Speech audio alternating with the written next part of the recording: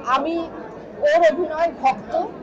আমি কিন্তু ওর অভিনয় সবসময় দেখি, মানে আমার খুব কম দেখা হয়, কিন্তু তারপরেও আমি যা দেখি ওর অভিনয়গুলো আমি দেখি, কারণ আমি ওর গ্রোথটা প্রথম থেকে খুব খেয়াল করছিলাম এবং আমার কাছে মনে হচ্ছে অনেকে বলেছে যে ওর আরো আগে কাজ করা উচিত ছিল, ওর আরো আগে ছবি করা উচিত ছিল। মেজাবিনের কথা বলছি, কিন্তু ও এমন একটা পরিপক্ক সময়ে এসে অভিনয়টা করেছে এবং এমন একটা ছবি দিয়ে আমার মনে হয় মানুষ হিসেবেও একটা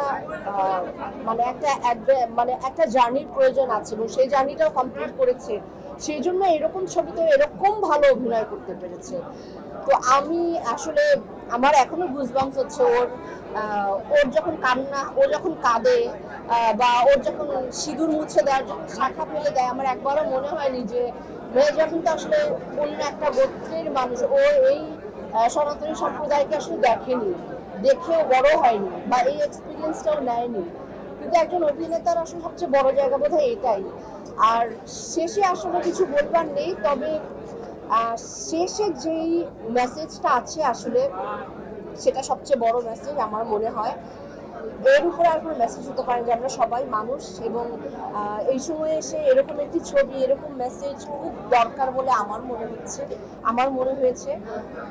ডিরেক্টরদেরকে অসম্ভব ধন্যবাদ এরকম একটা সুন্দর একটা ছবি উপহার দেওয়ার জন্য আমার, এবং আমার মানে যারা প্রোডাকশনটা করেছে তাদেরকে ধন্যবাদ, এবং সবচেয়ে বেশি ধন্যবাদ দিচ্ছি আমি এই ছবির প্রত্যেকটি মানে অভিনয় শিল্পী যারা আছেন, অসাধারণ অভিনয় করছে। রিজভি, মেহজাবিনের কথা তো আলাদা করে বলবো, ওটা আমি বলছি পরে, কিন্তু রিজভি থেকে শুরু করে সমস্ত চরিত্র, হ্যাঁ হ্যাঁ সম্রাট, সবাই মানে বিশেষ করে, হ্যাঁ ওর নাম সম্রাট না, সম্রাটকে আমার এত বিলিভেবল লেগেছে।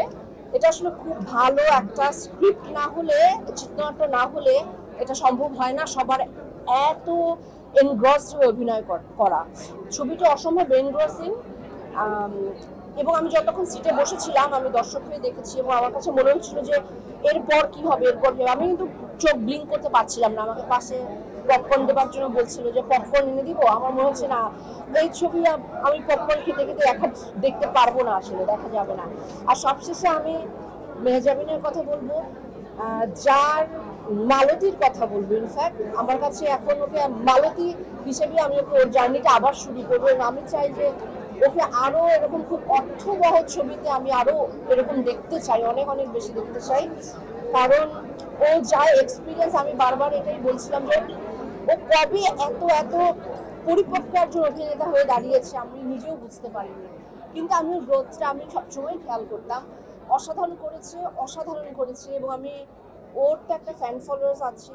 এছাড়া আমি বাংলা ছবির যত দর্শক সবাইকে বলবো আপনারা হলে এসে ছবিটি দেখেন, আপনারা আপনারা এনজয় করবেন, আপনারা এন্টারটেইনও হবেন।